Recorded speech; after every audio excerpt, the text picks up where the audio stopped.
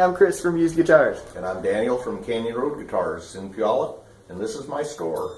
It's my dream to have a guitar shop one of these days, but I can't imagine paying the overhead on a brick and mortar store as well as paying rent on my own house.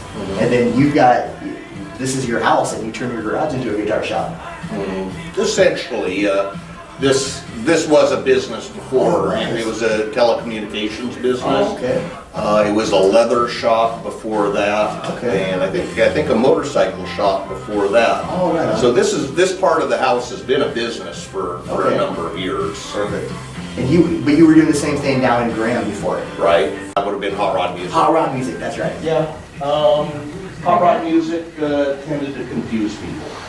I'd get people coming in, you guys got CDs or you guys got Beach Boy music and stuff. So we figured we'd be here, we're not going to confuse. We're on Canyon Road, we sell guitars, so we're Canyon Road Guitars. Kevin at Affordable Guitar in Sumner also does the same Okay, thing. yes, And I yes. said, hey, I'd kind of like to do that. So with the zoning laws and stuff, it's very difficult. I mean, the government says they don't, but they hate small business. They put tripwires in front of you everywhere. Yeah.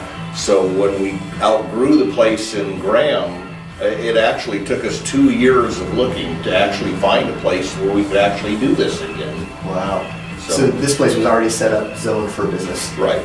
Okay. It's zoned, what do they call that, multi-use. Oh, okay. So you could have a house and a business, but there's very few of those areas out there. Yeah. I first became aware of hot rod music through your Craigslist ads. Okay. Tell me the story about those girls you had, holding guitars and scantily clad clothing. Well, the age-old adage, sex sells. Yeah, for sure. We did that for a while. We did get, some backlash from it.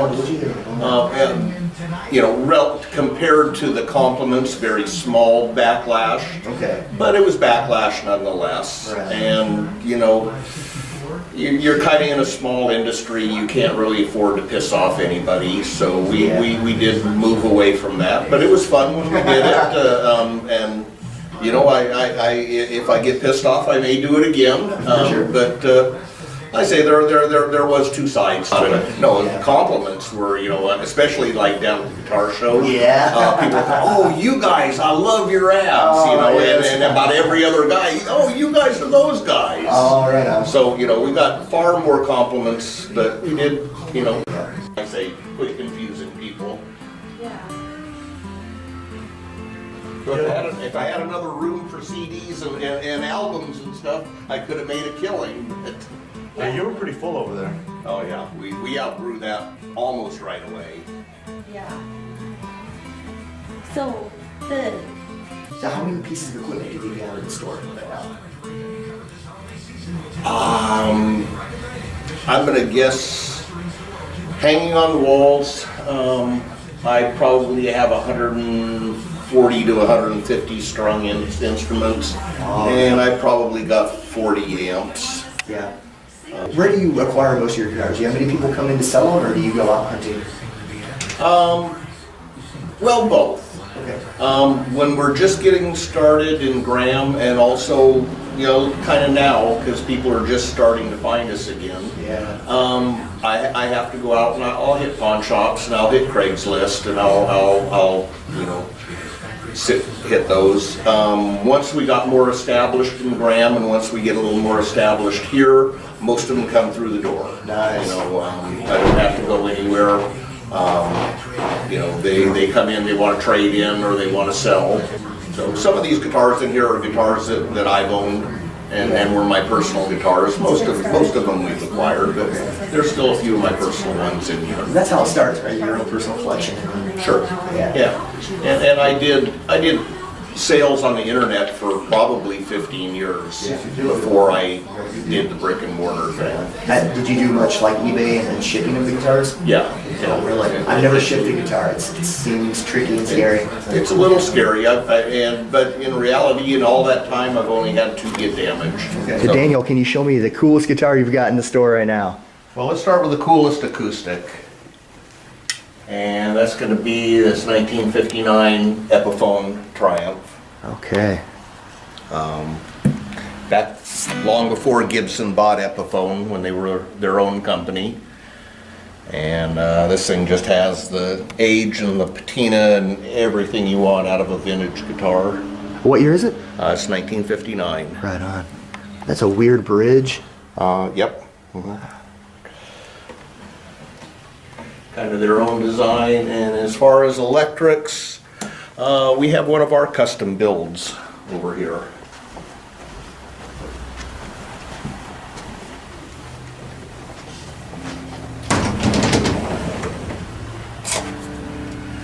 And this is one of our custom Getting Wood guitars. Okay. Burl maple body, bird's eye maple neck, Australian Kinman pickups, walnut pickguard, polished aluminum backing plate. Bird's eye maple or something, it makes like violins sound different and the tones that come out. Yeah, the curly maple is Yeah. what they use a lot on that. Now does that People have different opinions about it. People say like for electric, it doesn't matter. It's all coming from the pickups. but on a acoustic? Oh yeah, an acoustic, it's all wood. And I feel like the wood has something to do with on an electric as well. It definitely does. Not as much as a lot of people say, but humbuckers do not sound good on an ash body. Oh. So, and that's the one thing that, if you have, a Fender Strat that's an ash body, you're going to have to stay with single coils because humbuckers tend to sound very muddy on ash. So it does affect in certain ways. I just don't think as much as a lot of people say. Those are our custom bodies we build up there. And we build those from scratch. They're all hand routed and hand painted. Okay. Where do you get the wood for these that you build? Those are all alder, so that alder is readily available. So do you use a CNC machine to? Nope, all hand routed. Right on. Yeah. How do you get the curves? We have different templates and stuff. Oh, okay. And, bandsaw. We'll cut out the back and the front on a rough, and then it's all sanding after that. Oh. And we're a new Paul Reed Smith dealer. We just took them on about 3 weeks ago. Okay. So how does that work? They you buy them wholesale, I guess, and. Well, yeah, they have to come in. They have to look at your store. They have to approve you. Okay. And once you're approved, there's a minimum first order that you have to do. Right on. It varies between manufacturers. With Paul Reed Smith, it was $6,000. Wow. With Fender or Gibson, it's $30,000. Oh. So they're the next step. Yeah. We're also a full-line Marshall amplification dealer. Okay. And we're the only Marshall warranty repair center between Seattle and Portland. So that helps out. Fantastic. And we have a full-line amp repair and full-line guitar repair here. Are there any guitars you wish you hadn't sold over the years? Yeah. Many. Yeah. Many. I guess the one that really comes to mind is I had a 1969 Martin D35S Okay. that I loved, but I sold it. Yeah. I sold it for $400. Oh. No, it was back in the 80s, so Okay. that was what they were going for. However, if I did have it today, they're selling between $7,500 and $8,000. So. Yeah. But that was the best sounding acoustic guitar that I've ever played. So Wow. I wish I had that one back. I had a Gibson J45, Okay. also a 69. I wish I had that one back, and I had a 70 Gibson Dove. Right on. So, yep. A couple of older Stratocasters, nothing really vintage. I had a couple of 70s, early 70s Stratocasters that I would like back. Yeah. So, yeah, like cars and Yeah. guitars, I wish I had all my original ones back. Everything I sell, I have a little bit of remorse. Like right at the moment, I'd kind of rather keep this, but.